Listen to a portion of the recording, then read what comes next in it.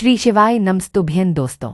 आप सभी जानते हैं कि 31 अगस्त 2025 दिन रविवार को पड़ रही है गणेश अष्टमी तिथि। दोस्तों, हम आपको बताना चाहेंगे ये जो तिथि है गणेश अष्टमी में पढ़ने वाली सबसे बड़ी तिथि है, क्योंकि ये रविवार को पड़ रही है तो इसका बहुत ही बड़ा और विशेष महत्व होता है। पूज्य गुरु जी ने कहा है, अगर कभी भी मौका लग जाए और ये गणेश अष्टमी तिथि रविवार को पड़ जाए तो आप लोगों को 7 लोंग का उपाय तो अवश्य ही करना चाहिए। इन दोनों का सहयोग बहुत ही काम आता है। दोस्तों, पूज्य गुरु जी ने अपने शिव पुराण की कथा में बताया है कि इस दिन आपको 7 लोंग का उपाय आपको अवश्य ही कर लेना चाहिए, क्योंकि ऐसा दिन पूरे साल में केवल एक बार ही आता है। और दोस्तों, आप सभी लोग जानते हैं कि अष्टमी तिथि का अगर सबसे बड़ा कोई उपाय है तो वह 7 लोंग का अष्टमी तिथि को किया जाने वाला उपाय है।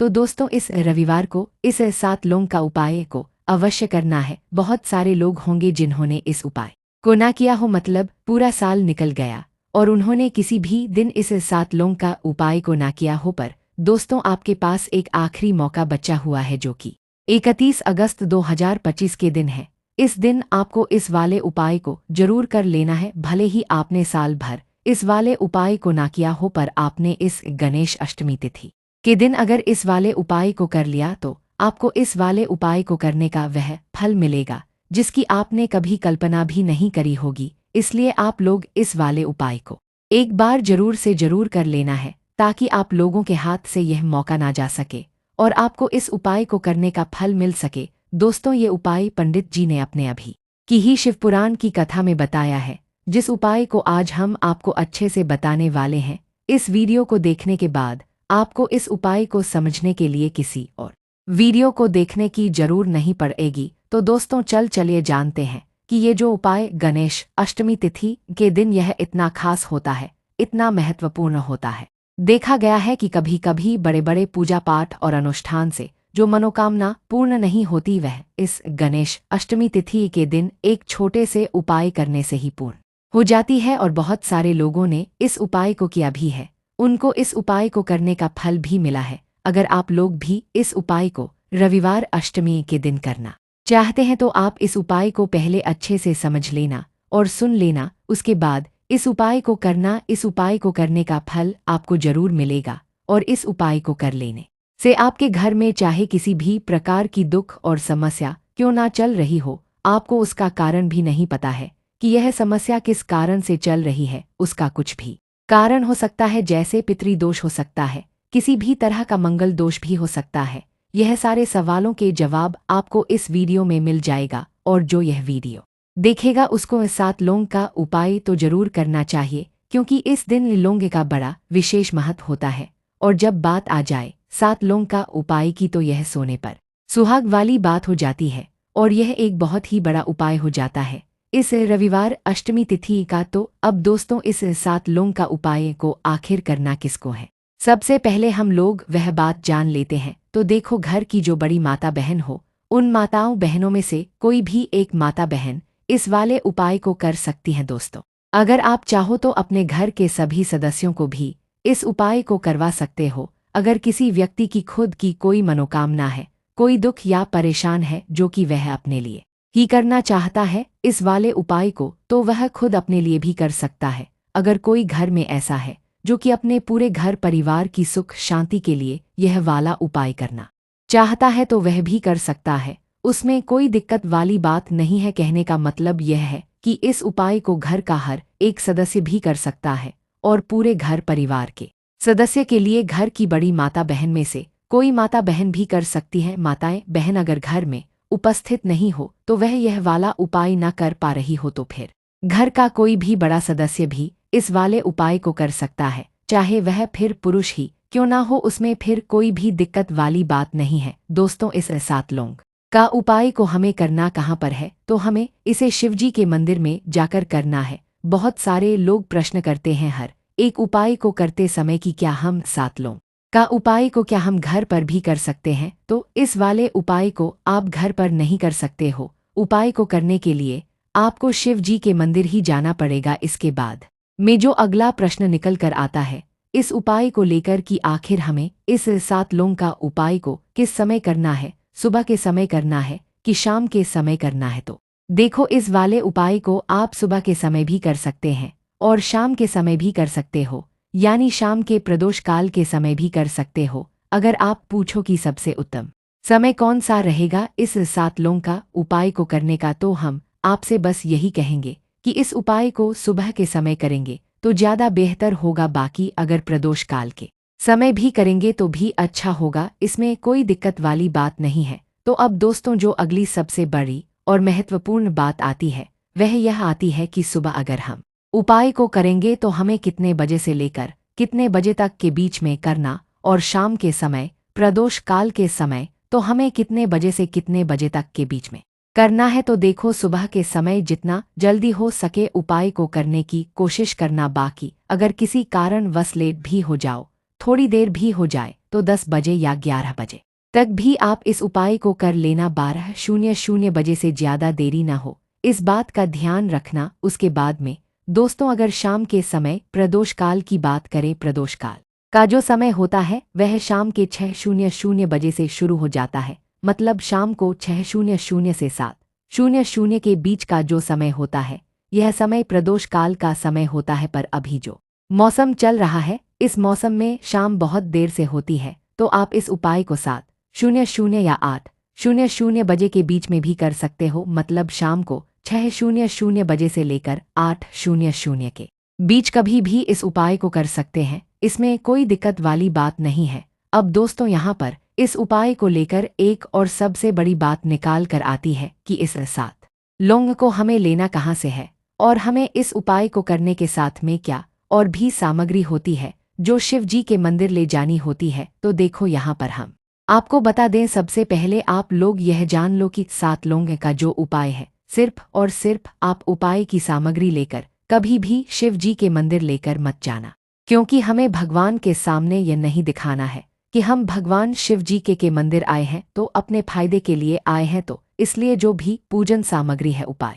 सामग्री है 7 लौंग का, इसके साथ में आपको पूजन सामग्री भी लेकर जरूर जाना है। देखो अगर सुबह के समय उपाय कर रहे हो तो सीधी सी बात है, 1 लोटा जल आप लेकर ही जाओगे। वही 1 लोटा जल अगर मिट्टी के लोटे में हो तो बहुत अच्छा रहेगा।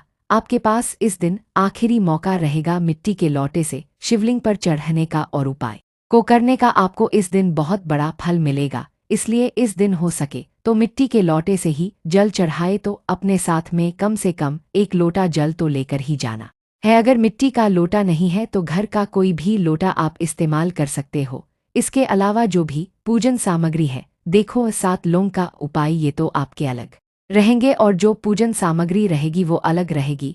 पूजन सामग्री में आप जो भी चीज लेकर जाना चाहते हो वो लेकर जा सकते हो, उसमें कोई दिक्कत वाली बात नहीं है।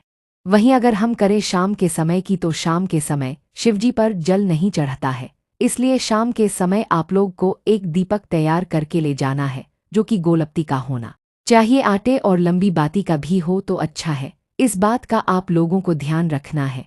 और इस दीपक को आपके घर से जलाकर नहीं लेकर जाना है, भगवान शिव के मंदिर में जाकर ही जलाना है, इस बात का भी आप लोगों को ध्यान रखना है। अब दोस्तों यहाँ पर हमें इस बात को समझना है कि ये 7 लौंग उपाय के लिए लौंग हमें लेना कहाँ से है, क्या हमें दुकान से लेकर आना है या हमें घर से लेकर आना है, कहाँ से लेना है और कौन सी लौंग लेना है। तो देखो इन सभी सवालों के जवाब आप लोगों को दे देते हैं। यह जो उपाय है, इस उपाय में आपको यह नहीं देखने की कौन सी लौंग है और कौन सी लौंग नहीं है, बस जो भी लौंग मिल जाए वह लौंग साबुत होना चाहिए, टूटा हुआ नहीं होना चाहिए, यह बात आपको ध्यान रखना है। बाकी आपकी लौंग किसी भी किस्म की हो उसमें कोई दिक्कत वाली बात नहीं है। तो सीधी सी बात है कि आपके घर के रसोई में जहाँ पर आप भोजन बनाते हैं वहाँ पर जो लौंग उपस्थित हो वही लौंग 1 कटोरी भर कर ले लेना है, क्योंकि हम इस 7 लौंग का उपाय के लिए इसी में से लौंग को लेने वाले हैं। तो हमें यह लौंग के दाने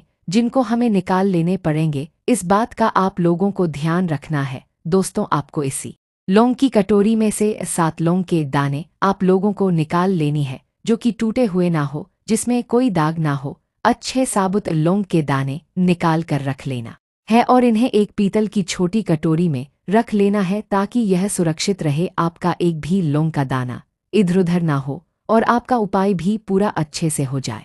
तो जैसे ही आपके उपाय की जो सामग्री है सात लौंग तैयार हो जाए, इसके बाद में आपको अपनी जो पूजन सामग्री है सुबह के समय कर रहे हो तो एक लोटा जल या पूजन की सामग्री को लेकर जाना चाहते हो तो उसकी भी तैयारी कर लेना है। और शाम के समय जा रहे हो तो अपना जो दीपक है उसे तैयार करके लेना है। उपाय को करते समय शुद्धता का विशेष ध्यान रखना है। सुबह स्नान करके ही इस उपाय को आपको करना है। इसके बाद अगर आपका समय की बात करें तो शाम के समय आपको स्नान करने की जरूरत नहीं है। शुद्धता का ध्यान रखना है क्योंकि स्नान तो नहीं करेंगे, आप हाथ मुंह धोकर भी इस उपाय को शाम के समय प्रदोष काल में कर सकते हैं। इसमें कोई दिक्कत वाली बात नहीं है। आप अपने उपाय की पूरी सामग्री तैयार करके अपने पास ही रख लेना और जो भी आपके पास के शिव मंदिर हो वहां पहुंच जाना है। और सबसे पहले शिव मंदिर में जाकर इस उपाय को नहीं करना है, पहले भगवान के दर्शन करने हैं, भगवान से आशीर्वाद लेना है और शिवजी के शिवलिंग के पास आना है। और शिवलिंग के पास में आने के बाद आप जो पूजन सामग्री लेकर आए हैं, जैसे कि सुबह गए हो तो एक लोटा जल और साथ में जो भी पूजन सामग्री लेकर आए हो आप उनसे भगवान शिव जी की पूजा कीजिए। सबसे पहले तो एक लोटा जल ही चढ़ेगा, उसके बाद में अपनी पूजन सामग्री चढ़ाने हैं। उसके बाद में अगर शाम के समय गए हो तो आप इस उपाय को कर रहे हो तो अपने साथ में एक जो दीपक है गोल बत्ती वाला जो आप अपने साथ में लेकर गए हो उसी दीपक को मंदिर में जाकर अपनी माचिस से जलाना है और उस दीपक को शिवलिंग के पास में रखना है। दीपक को शिवलिंग के ज्यादा पास नहीं रखना है, यानी सीधी सी बात है कि शिवजी पर आंच नहीं आनी चाहिए। जैसे कि आपकी पूजा अर्चना हो जाती है, आप भगवान शिवजी को प्रसन्न कर लेते हैं। उसके बाद में शिवलिंग के आसपास ही कहीं पर बैठे, सामने या आसपास जिस जगह भी आपको बैठना हो वहां पर बैठ जाइए और अपने सात लौंग अपने सामने निकाल कर रख लीजिए क्योंकि आप यहाँ पर उपाय को करने की तैयारी करना है। और इस तरीके से जब आप उपाय करेंगे, पूजन सामग्री करने के बाद, पूजा अर्चना करने के बाद आपको उपाय का फल बहुत जल्दी और बहुत बड़ा होकर मिलेगा। तो अपने इस सात लौंग अपने सामने निकाल कर रख लेना है। यह जो उपाय है क्या आपके दाहिने हाथ की हथेली से होगा? तो हाँ, ये उपाय आपके दाहिने हाथ की हथेली से ही होगा। इस बात का भी विशेष रूप से ध्यान रखना है। दाहिने हाथ की हथेली को धोकर ही आपको इस वाले उपाय को करना है। आपके सामने जो भी सात लौंग की कटोरी है उसको सामने रखें और अपने सात लौंग निकाल लो। उसके बाद में अब आपको क्या करना है कि शिवलिंग के सामने आना है और सात लौंग को एक एक करके आपको शिव जी के शिवलिंग के ऊपर चढ़ाना है और कहीं पर भी नहीं चढ़ाना है, शिवलिंग के ऊपर ही चढ़ाना है।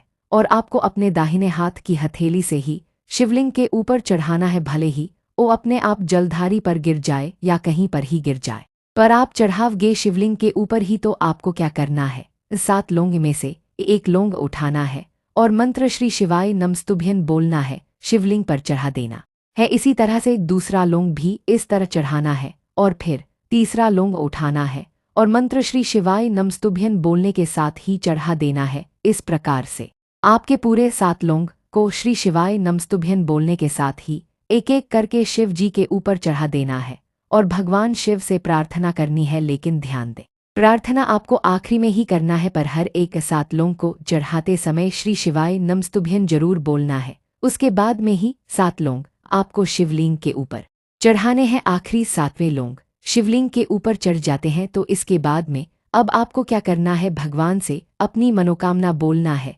मनोकामना भी कब बोलना है, जब आपका सात लौंग को शिवलिंग के ऊपर चढ़ा देना है और भगवान से फिर अपनी मनोकामना बोल देना है। जिस मनोकामना के लिए आप लोग या उपाय कर रहे हो, जिस दुख परेशानी के लिए आप लोग अपना ये वाला उपाय कर रहे हो, उसके बाद में जैसे ही आप अपना ये वाला मनोकामना बोल दोगे आपका यह वाला उपाय पूरा हो जाता है। पर दोस्तों, उपाय को करने के बाद आपको भगवान के सामने ओम नमः शिवाय मंत्र का 2 मिनट जाप करना है और मंत्र का जाप करने के बाद भगवान से एक बार और प्रार्थना करना है अपनी मनोकामना के लिए या अपनी जो भी दुख या परेशानी हो। उसके बाद में आपको भगवान को देखकर भगवान से प्रार्थना करके उनसे आशीर्वाद लेकर वहां से उठ सकते हो और अपने घर जा सकते हो। बस दोस्तों, यहाँ से यह वाला उपाय पूरा हो जाता है। इस तरीके से जो भी व्यक्ति छोटी छोटी चीजों का ध्यान रखते हुए इस सात लौंग उपाय को निश्चित ही करना है, इससे आपकी मनोकामना जरूर पूर्ण होगी